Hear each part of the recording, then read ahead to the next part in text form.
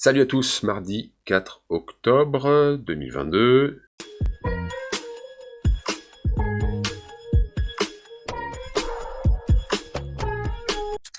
On y va tout de suite avec le partage de l'écran. Pour vous montrer ce qui s'est passé depuis hier, je vous disais en fin de séance, lorsqu'on faisait le débriefing de la journée d'hier, que nous avions sur le DAX à Maribouzou, c'est-à-dire un avalement haussier ici, une journée très particulière qu'on a bien négociée, on n'a pas gagné d'argent ou quasiment pas, mais c'est une journée extrêmement piégeuse quand vous avez dans une tendance baissière comme celle-ci qui dure depuis un petit moment avec une force relativement importante, ces derniers temps ça a accéléré. La volatilité, rappelons-le, est assez élevée, elle a augmenté d'un cran, elle se calme un petit peu évidemment depuis hier, mais on est venu contacter une zone de support importante ici sur le DAX, et c'est la même chose sur le CAC, et puis le temps de redistribuer les forces depuis mercredi. Le marché est en train de rebondir sur un support. Alors, rebond technique ou plus, on verra bien, on n'en sait rien pour le moment. Le but est de négocier au mieux ce passage, qui aura été délicat pour certains. Il y a toujours, dans ce genre de journée, ce qu'on appelle un contre-pied qui se met en place, avec une ouverture en gap baissier, et puis finalement, aucun relais, et le marché qui part dans l'autre sens. Ce qui s'est passé ce matin est assez logique, vous le voyez ici sur le CAC, ouverture en gap haussier. Après, il faut se montrer prudent dans ses ventes, parce que évidemment, quand vous êtes dans une tendance baissière très marquée, vous êtes plutôt dans le sens de la tendance, c'est-à-dire vendeur. Le DAX, depuis 2 heures du matin, est en hausse. Depuis l'ouverture du marché action, et bien, voilà, vous le voyez ici à 9 heures, le marché continue sur sa lancée. Le flux est spéculatif, comme il l'est depuis des semaines. Ce matin, ça paye parce que vous avez des gens qui sont obligés, qui sont baissiers, vendeurs à découvert, qui sont obligés de racheter leur position, voyant que le marché monte. Le marché bouge au gré des contraintes techniques, celles qui s'imposent aux opérateurs qui travaillent avec notamment des effets de levier, qui s'imposent à ceux qui vendent des options. On en a parlé, je vous invite à regarder les vidéos de jeudi et de vendredi dans lesquelles j'explique justement ce qui se passe avec les vendeurs d'options et pourquoi ça met en place des mouvements, des contre-pieds. On va attendre des mises en place chartistes, principalement des ranges potentiellement en cours de formation. On va travailler les double tops s'ils se présentent à des endroits convenables. Les endroits convenables, eh bien, ça veut dire pas trop encombrés pour espérer avoir la place de trouver un mouvement de prix qui nous amène à notre objectif. Je disais hier que cette zone ici était très problématique, toute cette évolution a été très problématique à négocier, on n'a pas pu travailler sur le plan de chartiste parce que justement, nous sommes dans des zones qui font obstacle au prix, même si ce sont des zones mensuelles, et bien en intraday, on les respecte, évidemment, c'est pas pour rien qu'elles sont fortes. Vous voyez ici, ces mouvements, ici, ces arrêts, voilà. Ça permet pas de prendre des positions, il n'y a pas assez d'espace, soit que le stop d'invalidation de la position se déclenche à un endroit où on ne doit pas le déclencher, typiquement une vente au-dessus d'un support ou bien un achat, un rachat de position baissière en dessous d'une résistance, c'est pas des choses qu'on fait, donc évidemment on sait le prévoir à l'avance, on sait le voir sur le graphique, et on ne prend pas position parce que ça ne pourrait pas être invalidé, le scénario ne pourrait pas être invalidé dans des conditions logiques de sortie. Et puis, aussi, l'autre pendant, c'est si mon objectif est à l'intérieur de la zone de résistance, par exemple ici, eh bien, c'est pas satisfaisant, c'est-à-dire que c'est une résistance. Donc, imaginez par exemple que votre objectif soit au-dessus d'une zone de résistance. Au-dessus d'une zone de résistance, ça n'a pas de sens. Voilà, il faut casser la résistance pour atteindre votre objectif. Votre probabilité d'y arriver est dégradée. Même dans un mouvement haussier, par exemple, c'est quelque chose qu'il faut mettre de côté. Donc, sur le plan de chartiste, beaucoup d'opportunités que l'on est obligé de filtrer, qu'on ne prend pas. Il nous reste le plan technique sur le 2 minutes, DAX et CAC. Là, pour le coup, on est absent de cette problématique de support et de résistance. On va rentrer sur un signal technique, par exemple, d'achat, et puis on sortira sur un signal technique de vente. Si jamais notre objectif n'est pas atteint, eh bien, on va invalider notre position, notre scénario de cette manière-là. Voilà. Bon, on aura l'occasion de revenir sur ça quand on prendra position. À l'instant T, je n'ai pas de possibilité de prendre position. La seule position qu'on pouvait prendre ce matin, c'était juste à l'ouverture à 9 heures.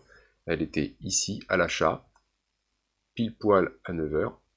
Voilà, vous la voyez ici sur cette bougie, avec un stop qui était ici à 49,5 et un gain de 10 points visé. Sur le signal technique, sur le CAC, on vise 10 points, sur le DAX, on vise 20 points, avec un target qui était à 66 et qui a été réalisé assez rapidement. Avec un signal technique, on cherche un mouvement établi et puis on essaye de le reprendre. C'est ce que je fais dans mon training quotidien, à partir du moment où j'ai un mouvement, un directionnel haussier ou baissier. J'essaie de l'accompagner à l'aide d'un signal technique qui me permet de reprendre le mouvement et de prendre des petits morceaux. À l'instant T, sur le plan technique, on n'a rien, parce qu'on a une impulsion haussière qui est assez forte sur le CAC et sur le DAX, donc la mise en place du signal technique, il va falloir attendre un petit peu, il va falloir un retracement. Allez, à tout à l'heure. Bon, et ben une fois de plus, j'ai complètement merdé sur la technique. J'utilise OBS pour enregistrer mon écran et j'ai cliqué sur démarrer la caméra virtuelle, ce qui veut dire que depuis tout à l'heure, je suis en train de parler dans le vide, j'ai rien enregistré, d'après ce que je comprends. C'est dommage parce que j'ai parlé de beaucoup de choses, notamment la position qui était en cours ici sur le signal technique sur le CAC, qui s'est soldé par un objectif atteint. J'ai également expliqué que on avait une figure ici en cours, potentiellement en cours sur le CAC et sur le DAX en 5 minutes, donc avec un ordre placé ici, dans le bas du range si jamais le prix veut bien redescendre dans le bas du range, un stop qui se trouve ici et un target qui sera le haut du range si on retombe dans le bas du range. Même chose sur le CAC, c'est vrai que j'ai des difficultés, hein. C'est bien plus difficile que je l'imaginais d'enregistrer et de faire en même temps. Bon, alors, pour revenir sur ce qui est en cours, alors, il y a aussi cette opération que j'ai commentée, que tout à l'heure j'ai pas réussi à prendre, parce que, voilà, encore une fois, j'essaye de paramétrer les écrans de manière à être relativement confortable et efficace, parce que je m'aperçois qu'en fait je suis pas très efficace là, depuis que j'ai commencé. Je fais des erreurs, je rate des choses, et j'ai aussi raté ici, donc ce qu'on essaye de faire à l'instant. J'étais pas placé, et donc j'ai pas été fait, ça a été très rapide, hein. Alors je suis en train de vous montrer le graphique en 2 minutes, mais c'est sur un graphique 5 minutes, 6 top, appui, double top, ici, et on est venu ici en double appui, pour aller chercher le bas de la zone. Donc 23, ça correspond à quoi? Ça correspond à l'achat en bas du range et la revente en haut du range.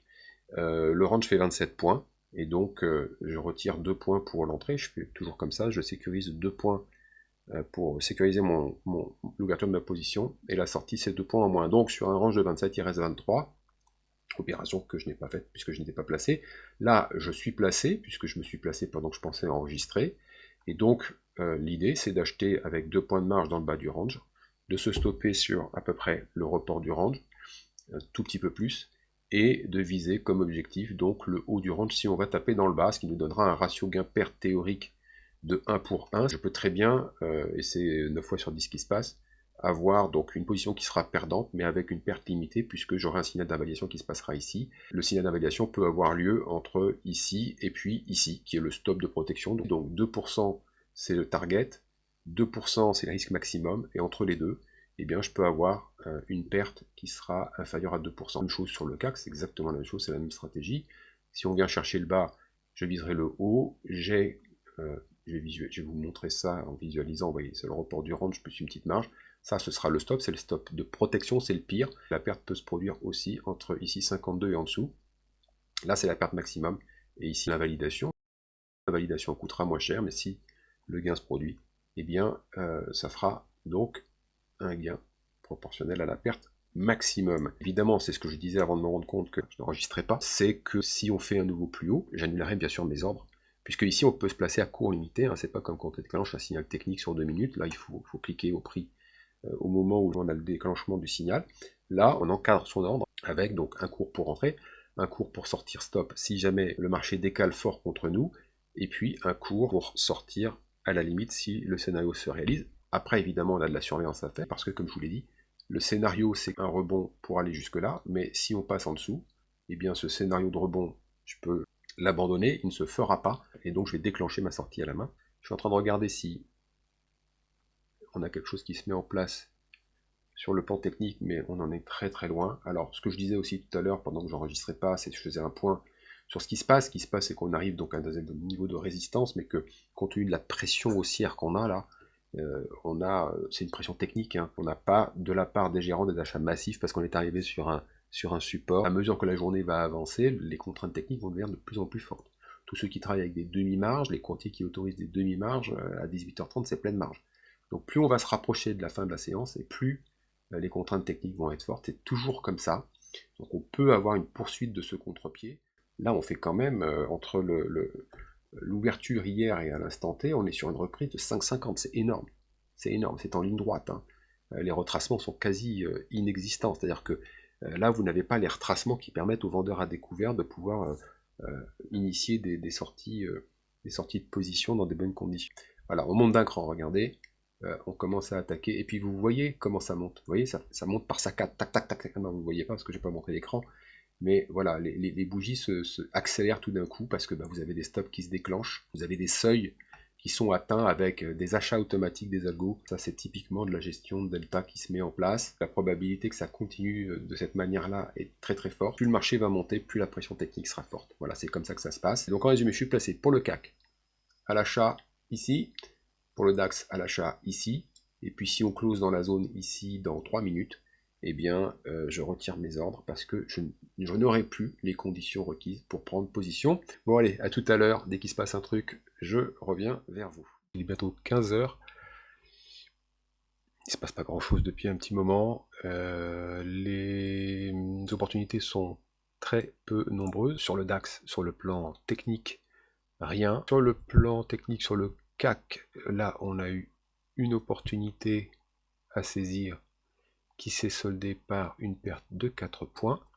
Le signal a été invalidé, je suis sorti. Donc une petite perte de 4 points, et puis depuis pas grand chose à part ici sur cette bougie. Un signal de vente, ici sur le plan chartiste, alors technico-chartiste très précisément.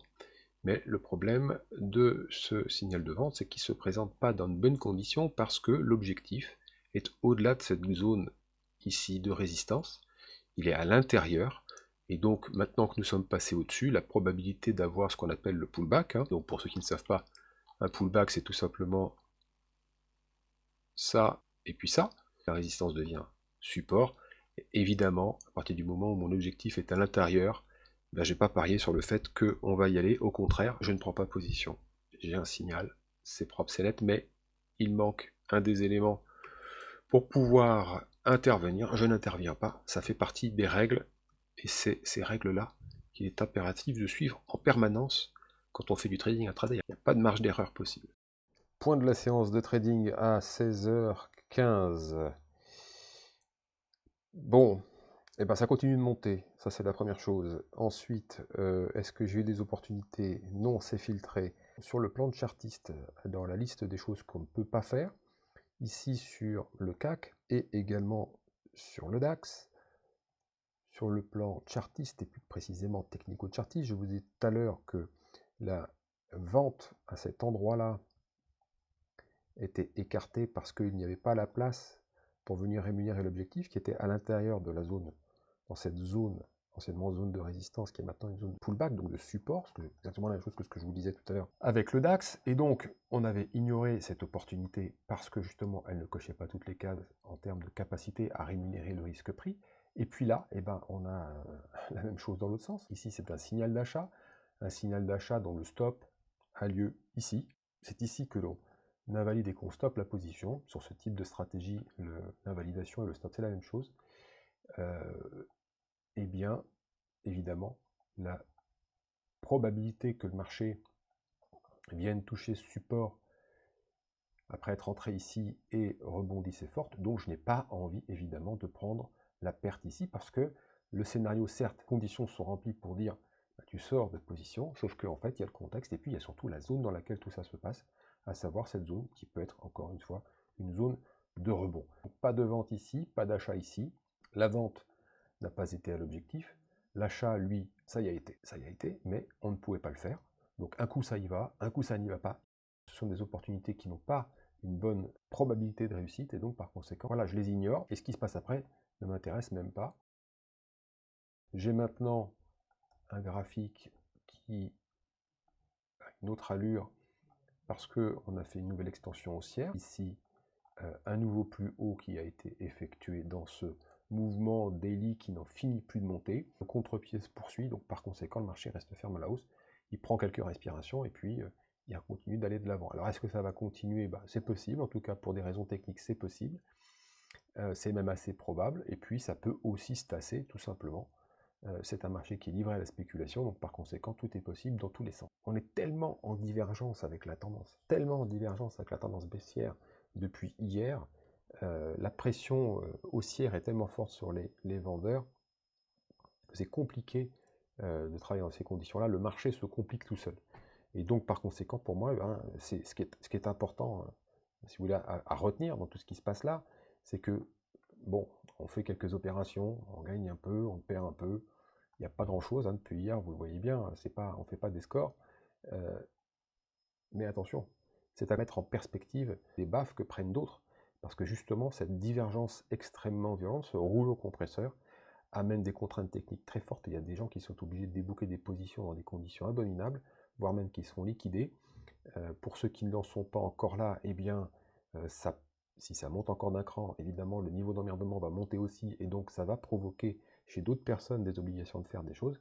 Voilà, quand on a une méthode qui fonctionne dans toutes les phases de marché, même celle-ci, qu'on a confiance en elle, je répète toujours les mêmes choses, et qu'on l'applique systématiquement avec rigueur, voilà, on ne prend pas des choses dont les probabilités sont dégradées, dont la rémunération du risque n'est pas celle que l'on souhaite. Il faut garder en tête, c'est que ce qui nous sauve dans des phases de marché comme celle-ci, ce qui me sauve, c'est justement le respect des règles. L'ensemble des règles que j'ai mises au point sont là pour m'apporter la sérénité que dans toutes les phases de marché, je vais pouvoir tirer mon épingle du jeu. À des moments, je vais faire des profits très importants, parce que de toute façon, là, le but ultime, c'est quand même de faire beaucoup de performances.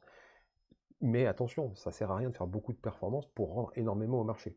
L'idée, c'est de pouvoir justement dans les phases compliquées, dans les phases qui sont un peu défavorables, dans les phases de volatilité forte ou d'indécision forte, de manque de densité, quand on fait tout et son contraire, de pouvoir justement sauvegarder ses gains en faisant toujours pareil, des petites pertes, en évitant de faire des pertes parce que justement les probabilités sont dégradées. C'est comme ça qu'on gagne de l'argent en trading, c'est en ayant un contrôle sur la perte maximum, un contrôle sur le risque maximum pris sur son capital, ici c'est 2%, vous avez compris, 2% par position, et en ayant des trades perdants sous contrôle également en termes de montant pour que justement le montant des trades perdants soit toujours inférieur au montant des trades gagnants. Je vais m'arrêter là parce que pour le moment, beaucoup de mal à trouver une façon de pouvoir intervenir sur le marché en minimisant le risque d'erreur. Pouvoir vous commenter et enregistrer, c'est vraiment un exercice compliqué. J'ai déjà dit plusieurs fois, je ne m'attendais pas à quelque chose d'aussi difficile.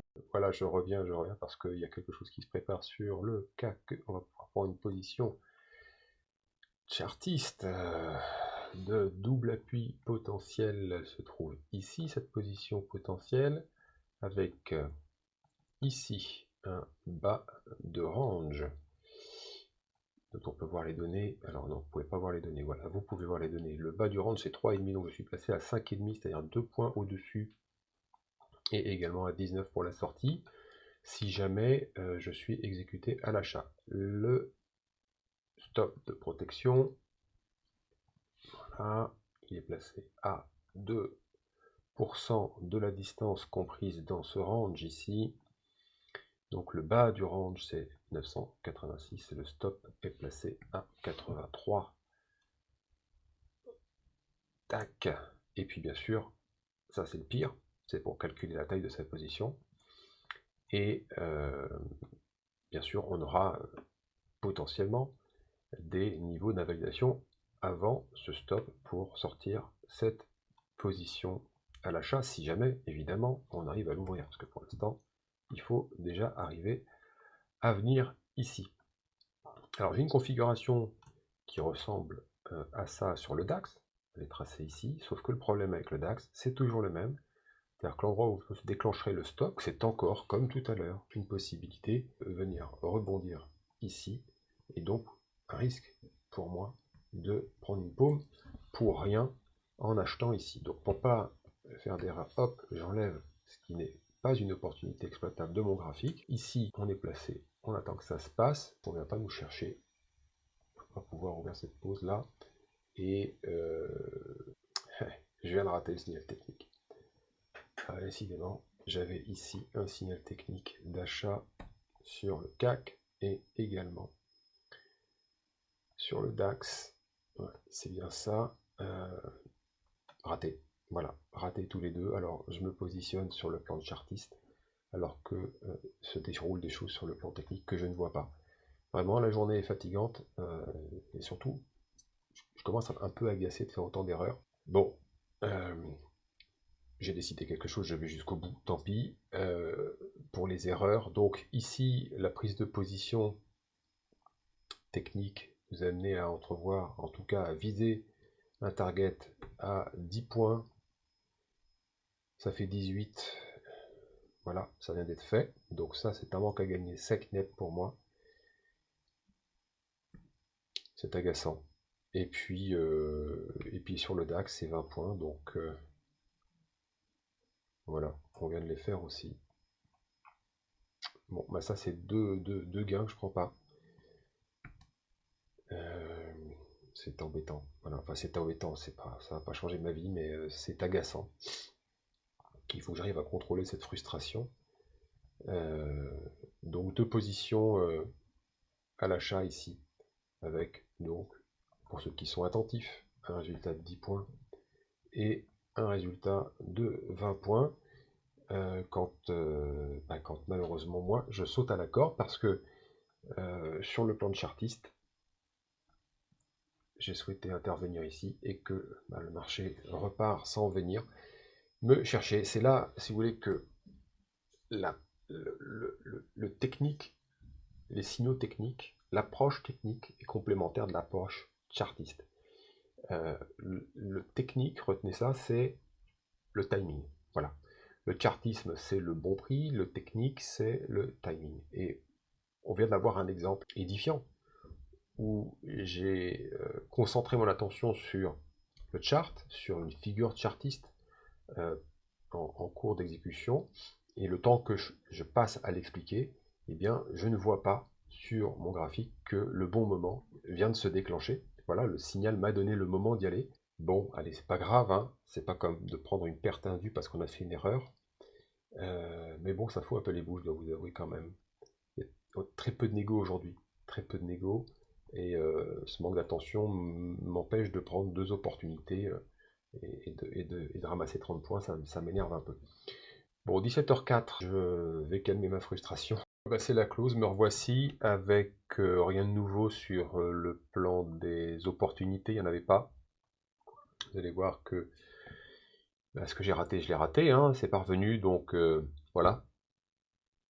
On a fait un cran plus haut, et ce que je vous disais tout à l'heure, on va venir chercher gentiment la résistance 6040, on y est, c'est la fin de la séance. Vous voyez que ça a continué à monter, 20 points de plus sur le CAC. Pour le DAX, on n'atteint pas encore un niveau de résistance, il y a encore de la marge. Regardez les volumes, ils sont très faibles sur ces journées de hausse par rapport à la moyenne. Donc on n'a pas énormément de contrats à échanger, c'est de la spec, beaucoup de spec spéculation hein, bien sûr. La volatilité s'est calmée, 23,40, 23,70. Rappelez-vous, jeudi, on était à 28 quand on était sous le support. Support, je parle de ça, hein, je parle ici sous le CAC, ici sous 5700 et sous 12 000 pour le DAX. Donc une volatilité sur les options qui était à 28, bon, qui montait, mais qui n'était pas non plus, qui venait pas de 12, hein, on venait de 26. Donc c'était pas une explosion. Ce qui tentait à démontrer, évidemment, c'est ce que je vous disais à ce moment-là, que nous n'avons pas de panique. Pas de panique qui nous a conduit à avoir hier une journée de contre-pied, l'avalement haussier, et aujourd'hui la confirmation de l'avalement haussier avec un gap à l'ouverture sur le CAC, ce qui est logique puisqu'il ouvre qu'à 8 heures. Pas de gap sur le DAX, mais dans la continuité de l'avalement haussier d'hier, on a effacé pas mal de résistance. Et voilà, pour rappel, à quoi ça ressemble. Bim, bim, bim et boum. Et puis un bilan. Alors un bilan depuis que j'ai commencé ces vidéos avec vous, depuis donc jeudi. Sur le DAX, jeudi on a fait plus 0,5, vendredi plus 3,42, hier plus 1,65, c'est une journée un peu miteuse. Jeudi il n'y avait rien, c'est autre chose, mais hier on a eu un peu d'agitation, ce qui nous a amené à avoir un peu de volatilité et à rendre un peu d'argent sur les gains qu'on avait déjà fait. Donc hier plus 1,65, aujourd'hui plus 3,14, alors qu'on est dans un marché très très piégeux. Alors évidemment là-dessus, c'est si on a été présent, si on a été précis, pas le genre de truc que j'ai fait aujourd'hui, pas le genre de truc en fait que je fais depuis, depuis qu'on est ensemble jeudi. Bon, la semaine prochaine, je vais me rattraper, hein, parce que j'ai pu avoir que ça à faire. Mais bon, voilà, j'ai pris l'engagement de, je le fais jusqu'au bout. Pour le CAC, jeudi 0, vendredi 0. Et ouais, tout ce qu'on gagnait, on le perdait. Voilà, somme nulle. Au moins, c'est toujours mieux qu'un coup de pied au cul. Lundi, plus 1. Aujourd'hui, plus 2,5. Le CAC, de toute façon, est beaucoup moins rentable que le DAX. Hein. Mais c'est pas le même risque non plus. C'est pas les mêmes capitaux nécessaires pour traiter les futurs sur le DAX. Je rappelle, 25 € le point sur le DAX, 10 € le point sur le CAC. avec évidemment, voilà, mon micro n'est pas accroché, donc j'espère que vous entendez quand même. Ah, je te jure, je suis pas doué, hein. Donc des nécessités de capitaux pour pouvoir engager des positions sur le DAX différentes, hein, nettement plus importantes que sur le CAC, mais tout ça, ça se module si on a un bon broker. Alors demain c'est off, demain je ne fais pas de vidéo, demain je ne suis pas sur les marchés, demain je suis avec mes enfants. Je suis le genre de gars qui passe le mercredi avec ses enfants. J'ai cette chance. Jeudi on reprend, j'arrête vendredi soir. Je vous laisse pour aujourd'hui, le mardi 4 octobre. C'est terminé, salut.